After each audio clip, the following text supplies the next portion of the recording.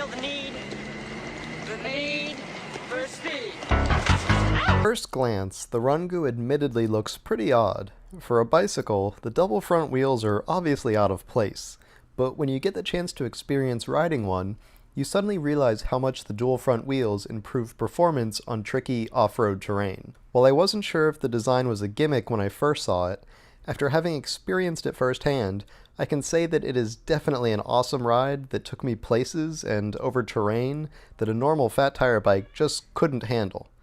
The dual front wheels give you great stability and allow you to tackle obstacles more slowly without worrying about falling off like a regular bicycle.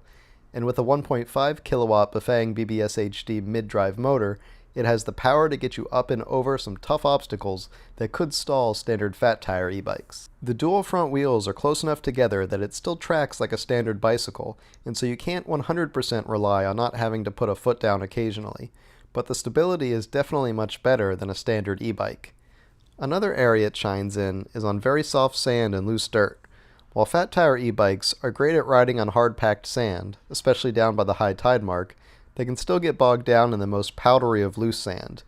But with an extra wheel to help keep you from plowing down into the sand, the Rungu flies over pretty much any type of sand, loose dirt, or snow. Of course, the Rungu also works just fine on the road, but the ability to transition back and forth from the road to any other terrain is what makes the ride so much fun. And with 1.5 kilowatt hours of battery capacity from two 52-volt, 15-amp-hour batteries, it can last you for a whole day of riding.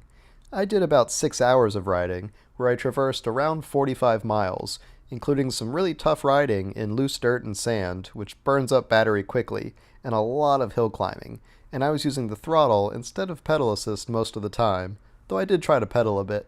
But with a combination of on- and off-road riding, Rungus have been able to approach 100 miles on some trips in the past. The bikes are not cheap though, starting in the low $3,000s of dollars and progressing up into the $5,000s for the higher end models. So this isn't an on-a-whim type of purchase.